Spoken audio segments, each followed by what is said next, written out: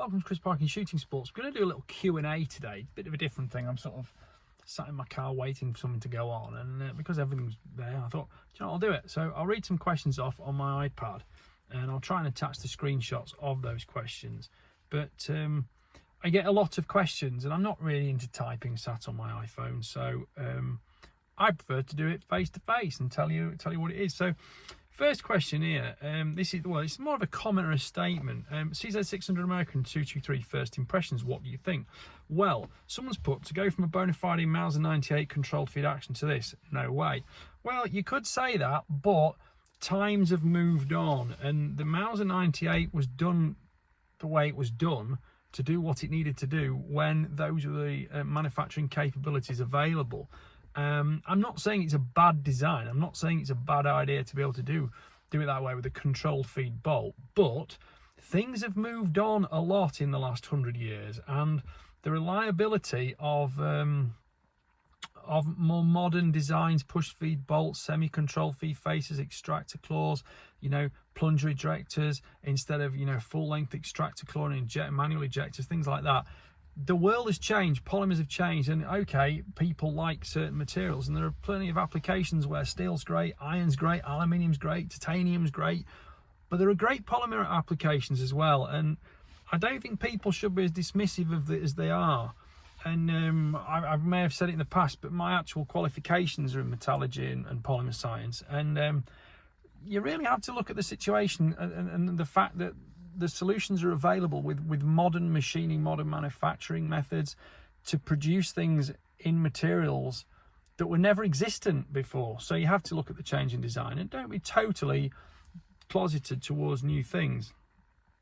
Someone else has put, you get what you pay for. Well, actually, I think you get quite a lot for that rifle. I've not had one that's failed me yet, and I've literally just driven all the way to Wales with one, or with that CZ600 American.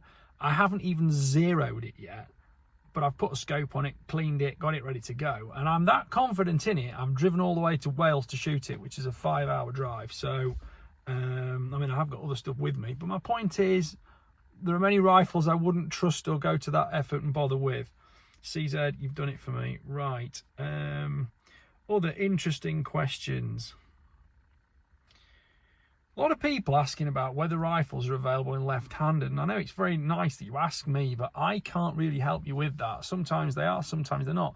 But the point is, the manufacturers have to be able to justify the cost and expense of tooling up for left-handed production. And although it's not actually very difficult to swap over the manufacturing of metallic machined items to left-handed because it's all computerized, it is more difficult when you're talking about having left-handed stocks and things like that, or folded components, this, that, and the other, things that are made of dies, blanks. And injection molding is one of the worst things because the expense of the dies is absolutely enormous. And that's where your stocks are coming from. So it is a huge factor. And I think the percentage of left-handed people in humanities, is it about 20%? But I've got a funny feeling in a lot of sporting applications and things like rifle shooting, it actually changes significantly. It goes to about 40%, maybe even more. You might correct me on those, but yes, I agree that there should be more stuff available left-handed, especially in the availability we have for all sorts of strange decisions in the world these days. That's a fundamental factor. But what can I say? All I will say to people is, a shotgun, yes, you do need to, your eye dominance is massively important.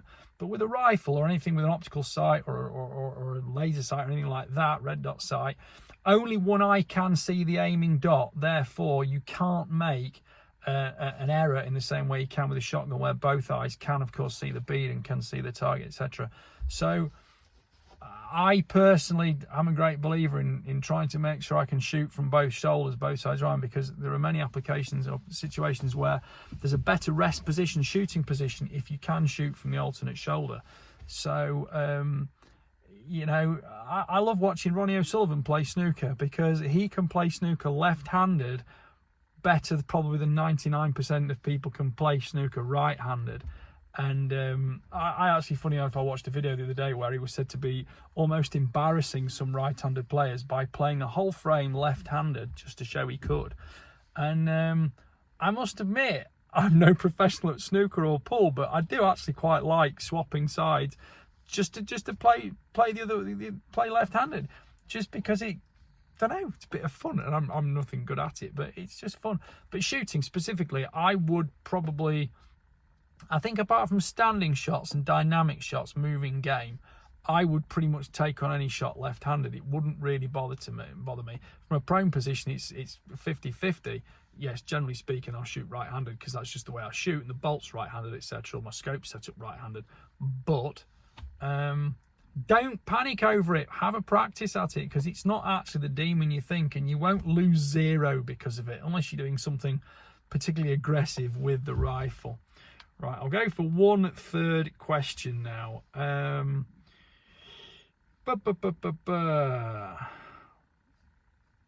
Somebody having a very big go at Ruger about something.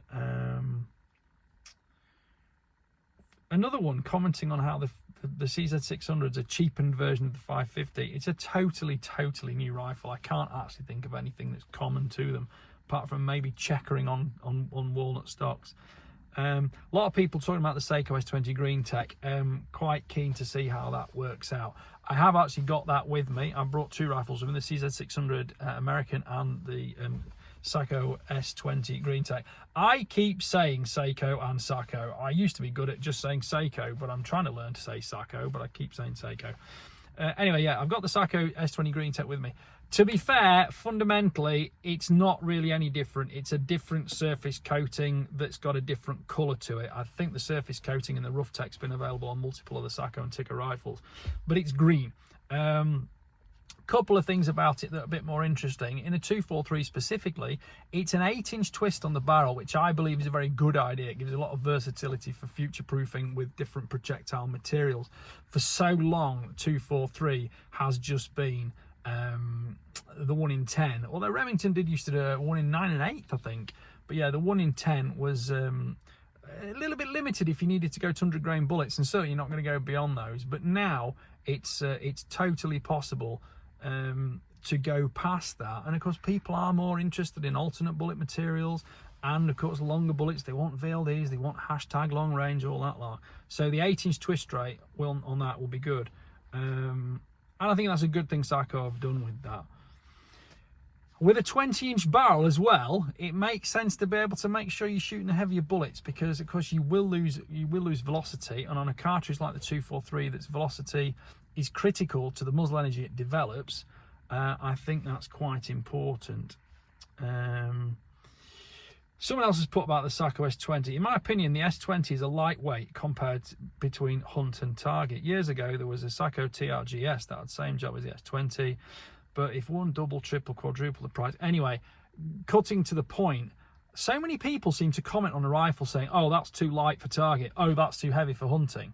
Well, that's because it's designed for hunting or for target, and it doesn't seem much point criticizing it. If you don't like the rifle for what it is designed for, you know, you don't buy a tractor to go and do a lap of the Nürburgring, do you?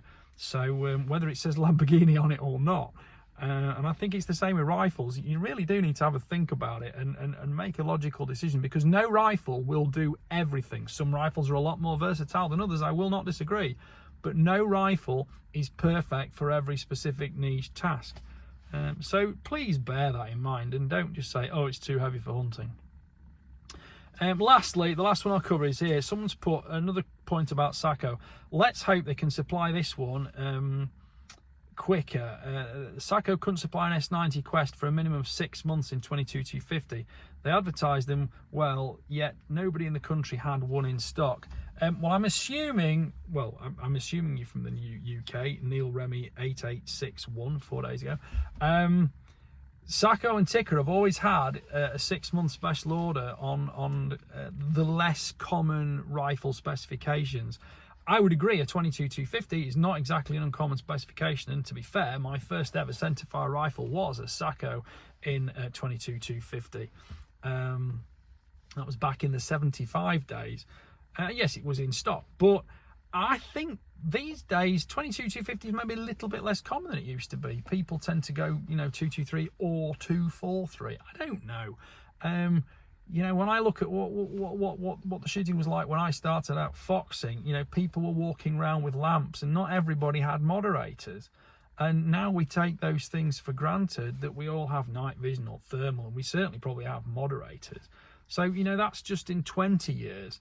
But yeah, 22-250, it's obviously a special order caliber. Not everybody can have every rifle in stock. Distributors are exactly the same. So if it's a case of we need to wait 6 months for it, I'm afraid you need to wait 6 months for it. Alternatively, pick a different rifle, because if you want to criticize Sako for not having it available to you, well, that's the criticism you're making of Sako. Do you want their rifle? I don't know. My Sako 75 22-250 was blindingly good rifle. It was so good I shot the barrel out in about 3,000 rounds of ammo. I enjoyed every single one of them, and I learned a lot about shooting and reloading. But that's another thing about 22-250. It's pretty aggressive, and it's a great foxing cartridge, I will not deny. I used to call it the light switch, because bang, click, lights go off, you know, eyes are out, and that's great. But sadly, they do tell you these things, generally speaking, that if there's going to be a long order time on non-stocked items. So anyway, that's a little bit of a Q&A video for you today. If you've got Q&A questions, make it a good question. I've sort of picked these ones a bit more on statements and comments. But if you want to put in good questions, comment that question on this video and I'll attack them. Because I've come to the conclusion that if I'm just sat in my car waiting, doing pretty much nothing other than killing time, and I've got my iPad and I've got my iPhone, I can make pretty much a little video like this and upload it, and it goes live pretty quickly. So there you go. Anyway, right, thank you for watching. Please like, subscribe, comment, click the notification bell, which I haven't got next to me, but you'll put it, you know what it is if you're one of my regulars. And only my regulars are going to see this video probably, because I doubt new people will find it in a search, because they're not going to search for Chris Parkin does Q&A on random topics, are they? Anyway, that's just me off the cuff. I will say I might do one, because someone asked me the other day to give them my opinion on 22 versus 17 HMR. Sorry, 22 long rifle versus 17 HMR. So if you want to see that video in this kind of format, where I'm just wittering away and telling you what's just, I'm not going to be producing bits of paper and results and data. I'm just going to tell you what I know. If you want to see that video, comment and I'll make that video. Right, thank you for watching. Bye for now.